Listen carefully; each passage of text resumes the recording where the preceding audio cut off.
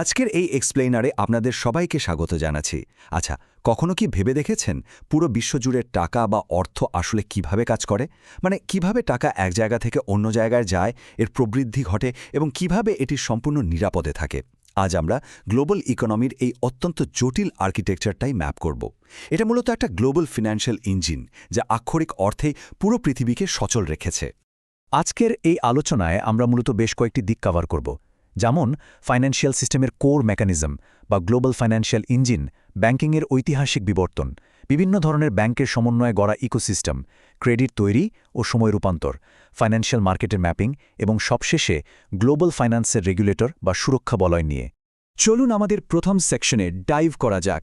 ১ নম্বর section, global financial engine, সঞ্চয় সংগ্রহ এবং প্রবৃদ্ধিতে অর্থায়ন। এই পুরো আর্থিক মেশিনের মূল উদ্দেশ্যটাই আমরা এখানে দেখব। ব্যাংকিংয়ের সবচেয়ে ইন্টারেস্টিং আর বেসিক আইডিয়াটা হল ফাইন্যান্সিয়াল ইন্টারমিডিয়েশন বা আর্থিক মধ্যস্থতা। খুব সহজ করে বললে, কোনো গৃহস্থালী বা প্রতিষ্ঠানের কাছে যখন অতিরিক্ত অর্থ থাকে, ব্যাংক তাদের কাছ থেকে সেই আমানত বা তহবিলটা সংগ্রহ করে। এরপর তারা অত্যন্ত সতর্কতার সাথে যাচাই বাছাই করে সেই টাকাটা যোগ্য ঋণগ্রহীতাদের কাছে পৌঁছে দেয়। অর্থাৎ অলস পড়ে থাকা টাকাটা তারা উৎপাদনশীল বিনিয়োগে কাজে লাগাচ্ছে। বিষয়টা আরেকটু ক্লিয়ার করি। একটু ভেবে দেখুন তো, এমন একটা পৃথিবীর কথা যেখানে কোনো ব্যাংক নেই। সেখানে একজন সাধারণ সঞ্চয়কারীকে নিজে গিয়ে প্রতিটি ঋণগ্রহীতার ব্যাকগ্রাউন্ড চেক করতে হতো, ঝুঁটি মূল্যায়ন করতে হতো। এটা কতটা অসম্ভব আর অদক্ষ একটা ব্যবস্থা হতো, তাই না? ব্যাংক ঠিক এই জায়গাটাতেই ট্রানজ্যাকশন খরচ এবং তথ্যগত অসামঞ্জস্যতা ম্যাজিকের মতো কমিয়ে আনে। যে কোনো বড় ইঞ্জিনের মতোই এই ফিন্যান্সিয়াল ইঞ্জিনেরও বেশ কিছু গুরুত্বপূর্ণ পার্টস বা কম্পোনেন্ট আছে। এই ইঞ্জিনটা চলে আর্থিক প্রতিষ্ঠানগুলোর ক্রেডিট প্রদানের মাধ্যমে, মার্কেট বা বাজারের তহবিল মূল্যায়নের মাধ্যমে এবং বিভিন্ন ফিন্যান্সিয়াল ইনস্ট্রুমেন্টের ঝুঁকি স্থানান্তরের মাধ্যমে। এর সাথে পেমেন্ট সিস্টেমের মতো ইনফ্রাস্ট্রাকচারগুলো আস্থার পরিবেশ তৈরি করে। আর হ্যাঁ, রেগুলেটর বা নিয়ন্ত্রকদের কথা ভুললে চলবে না, যারা সিস্টেমিক ফেলিয়ার রোধ করে পুরো ব্যবস্থায় ব্যালেন্স ধরে রাখে। এবার যাব দ্বিতীয় সেকশনে, ব্যাংকিংয়ের বিবর্তন, সিন্দুক থেকে সার্ভার পর্যন্ত। চলুন দেখি একদম সাধারণ সিন্দুক থেকে আজকের এই বিশাল নেটওয়ার্ক কিভাবে তৈরি হলো।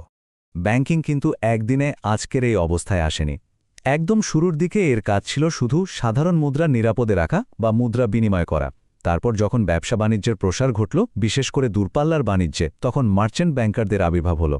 এরপর পুরো অর্থনীতিতে তারল্য স্থিতিশীল করার জন্য এলো central bank. Are great depression বা ২০০৮ সালের আর্থিক মন্দার মতো বড় বড় ধাক্কা খাওয়ার পর আজকের ডিজিটাল ফাইন্যান্স হয়ে উঠেছে আগের যে কোনো সময়ের চেয়ে অনেক বেশি নিয়ন্ত্রিত এবং আধুনিক। আসলে আজকের দিনের মডার্ন ব্যাংকগুলো কোনো সাধারণ কোম্পানি বা নিছক ঋণদাতা প্রতিষ্ঠান নয়। এরা মূলত হাইলি লেভারেজড ব্যালেন্স শিট প্রতিষ্ঠান। যেহেতু এরা সাধারণ মানুষের টাকা নিয়ে কাজ করে এবং উচ্চ লেভারেজ ব্যবহার করে তারল্য বা লিকুইডিটি সৃষ্টি করে, তাই এদের ওপর অন্য যে কোনো খাতের চেয়ে অনেক বেশি কঠোর নজরদারি রাখতে হয়। চলে আসলাম তৃতীয় সেকশনে, বৈচিত্র্যময় ব্যাংকিং ইকোসিস্টেম, সিস্টেমের গিয়ারসমূহ। এই স্লাইডটা বেশ আকর্ষণীয়, কারণ এখানে আমরা দেখব গ্লোবাল ব্যাংকিংয়ের আসল গিয়ারগুলো কিভাবে কাজ করে। এই বিশাল ইকোসিস্টেমে সব ব্যাংকের কাজ কিন্তু এক নয়। প্রত্যেকের কাজ এবং ঝুঁকির ফোকাস একদম আলাদা। সেন্ট্রাল ব্যাংক সামলায় মূল্যস্ফীতি আর সিস্টেমিক ঝুঁকি, আবার কমার্শিয়াল ব্যাংকগুলো আমাদের মতো সাধারণ মানুষের আমানত ও ঋণ নিয়ে কাজ করে। ইনভেস্টমেন্ট ব্যাংকগুলো বড় বড় কোম্পানির মূলধন সংগ্রহে সাহায্য করে। দীর্ঘমেয়াদী বড় প্রকল্পের জন্য আছে ডেভেলপমেন্ট ব্যাংক। এছাড়া শরিয়া সম্মত সেবার জন্য ইসলামিক ব্যাংক এবং আজকের দিনের পুরোপুরি প্রযুক্তিনির্ভর নিও বা ডিজিটাল ব্যাংকগুলো মূলত সাইবার ও অপারেশনাল ঝুঁকি মোকাবেলা করে। এরপর আমাদের চতুর্থ সেকশন, সময় এবং ক্রেডিট রূপান্তর, যাকে আমরা বলছি এই পুরো সিস্টেমের জ্বালানি বা ফুয়েল। জানেন কি, ব্যাংকগুলো অনেকটা ফাইন্যান্সিয়াল টাইম মেশিনের মতো কাজ করে, যাকে ফাইন্যান্সের ভাষায় বলা হয় ম্যাচুরিটি ট্রান্সফরমেশন। এর মানে হলো, আমরা যখন ব্যাংকে টাকা রাখি, ব্যাংক আমাদের সেই নিশ্চয়তা দেয় যে চাইলে আমরা তখনই টাকাটা তুলতে পারব। কিন্তু ব্যাংক ওই একই স্বল্পমেয়াদী আমানত ব্যবহার করেই অন্য কাউকে দীর্ঘমেয়াদী ঋণ দিচ্ছে। এটা অর্থনীতির জন্য অসাধারণ একটা ব্যাপার হলেও, সবাই যদি একসাথে টাকা তুলতে আসে, তাহলে ব্যাংক বড় ধরনের বিপদে পড়তে পারে। এবার আসুন ক্রেডিট বা ঋণ তৈরির কথায়। এই যে স্ক্রিনে ছোট্ট ম্যাথমেটিক্যাল ফর্মুলাটা দেখছেন, 1/রিজার্ভ রেশিও, এটা হলো মানি মাল্টিপ্লায়ার।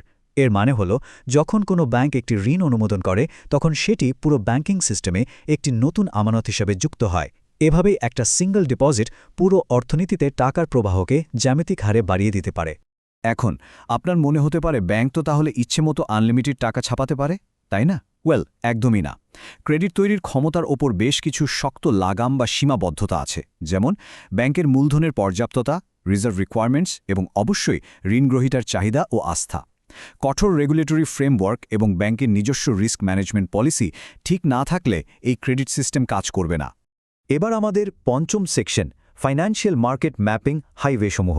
চলুন গ্লোবাল ফান্ড ট্রান্সফারের এই স্পেশালাইজড হাইওয়েগুলোতে একটু চোখ বুলিয়ে নিই। অর্থনীতির এই হাইওয়েগুলোতে কিন্তু আলাদা আলাদা লেনের মতো ভিন্ন ভিন্ন মার্কেট আছে।